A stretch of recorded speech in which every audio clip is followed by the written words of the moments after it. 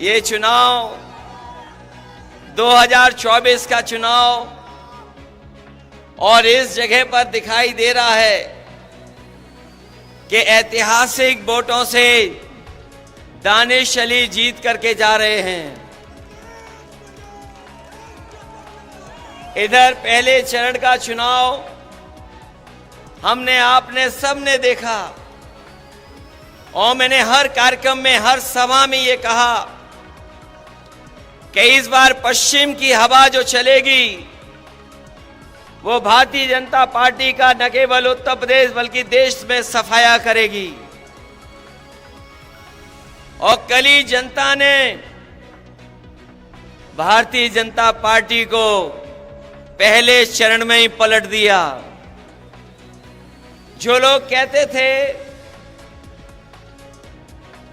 कि उनकी फिल्म चल नहीं रही है, मैं उन्हें बताना चाहता हूं, पहले दिन ही पहला शो भारतीय जनता पार्टी का फ्लॉप रहा।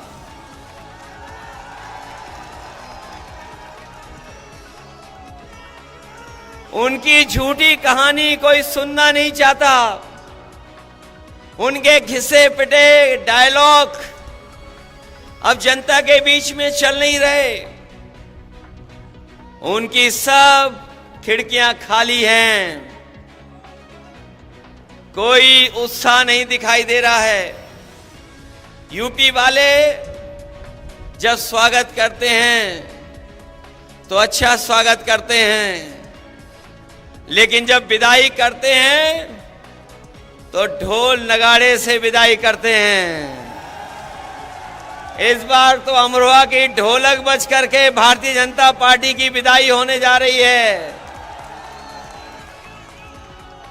जो कभी जुमले लेकर के आए थे, जिन्होंने कहा किसान की आय दोगुनी हो जाएगी, आज 10 साल हो गए, बताओ किसी किसान की आय दोगुनी हो गई हो? कोई हमारा बुनकर भाई खुशहाल हो गया हो? हमारे नौजवानों को कहा कि नौकरी देंगे हर साल 2 करोड़। बताओ बेरोजगारी इस तरीके से फैली है और सरकार जानबूझ करके बेरोजगार रखना चाहती है। अभी जितनी भी सरकार में परीक्षाएं हुई हैं, सब पेपर लीक हो गए। पहला पेपर लीक हुआ, सरकार सावधान नहीं हुई।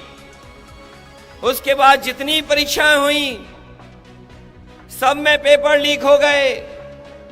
और कई बार मैंने कहा कि 60 लाख बच्चों का, 60 लाख नौजवानों का भविष्य अंधकार में डाल दिया इस सरकार ने।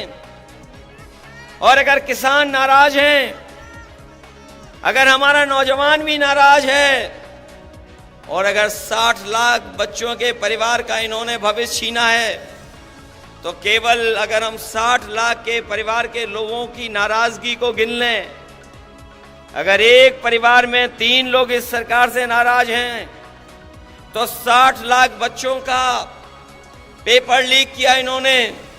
अगर 60 लाख का गुणा हम 3 से करें तो 1 करोड़ 80 लाख बनता है। और 1 करोड़ 80 लाख अगर हम 80 लोकसभाओं से भाग दे दें तो बताओ 2,25,000 वोट कम हो रहा है हर लोकसभा में, क्या नहीं कम हो रहा है?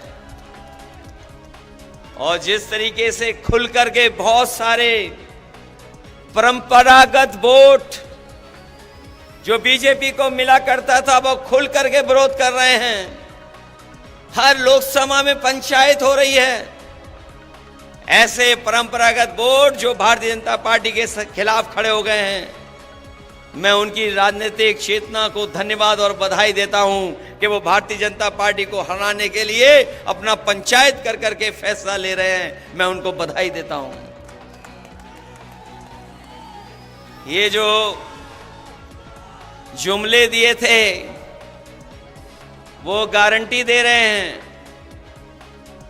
इन्होंने कभी कोरोना भगाने के लिए ताली और थाली बजवाई थी, ये गारंटी नहीं, ये घंटी है इनकी। हमें इनकी गारंटी नहीं चाहिए, हमें बाबा साहब भीमराव अम्बेडकर जी ने जो संविधान में हमें गारंटी दी है, वो संविधान की गारंटी चाहिए। और वो संविधान की गारंटी ही आपको अधिकार दिलाएगी। संविधान की गारंटी ही हमें आपको सम्मान दिलाएगी।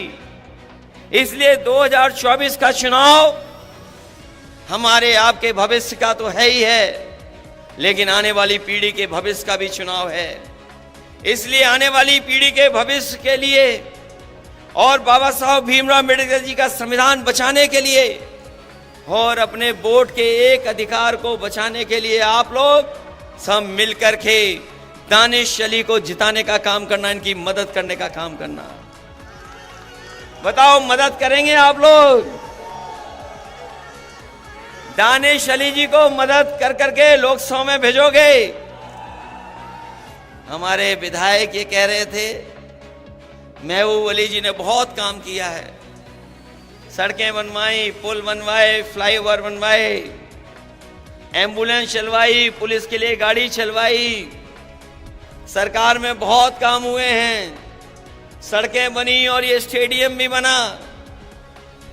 काम में कोई मुकाबला नहीं है, लेकिन अगर यहाँ के लोग ठान लेंगे तो पहले बहुत वोटों से जिताया था, बहुत वोटों से जिताया था।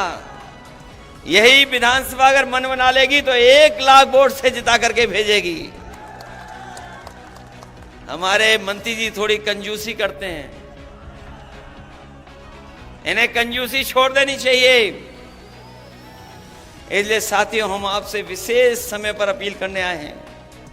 ये गठबंधन जो बना है, यहां एक एक बैठे नौजवान बुजुर्ग चाहते थे ये गठबंधन बने।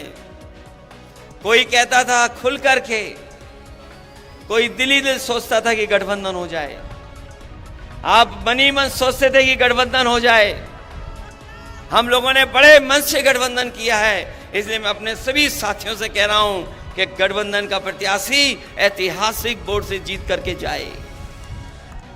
जो सवाल महंगाई का है, बेरोजगारी का है, वो आपके सामने है और बहुत सारी तकलीफ परेशानियां हैं। उत्तर प्रदेश और दिल्ली की सरकार ने मिलकर के उत्तर प्रदेश के साथ भेदभाव किया है और इस भेदभाव को मिटाने के लिए और अपने मान सम्मान के लिए और संविधान बचाने के लिए आप लोग वोट कर देना। और दानिश अली जी को, जो कांग्रेस के प्रत्याशी हैं, इनके चुनाव चिन्ह हाथ पर एक एक वोट दे करके इन्हें लोकसभा में भेज देना। यही मैं कहने आया हूं। आप सबका बहुत बहुत आभारी हूं। अपने नेताओं का भी धन्यवाद, कांग्रेस और तमाम दल के लोग हैं उन सबका बहुत बहुत धन्यवाद। इस उम्मीद और इस भरोसे के साथ कि जब अगली बार लोकसभा में जाएंगे तो दानिश अली जी वहां दिखाई देंगे और आपकी आवाज को लोकसभा में बैठ करके बुलंद करने का काम करेंगे। बहुत बहुत धन्यवाद आपका।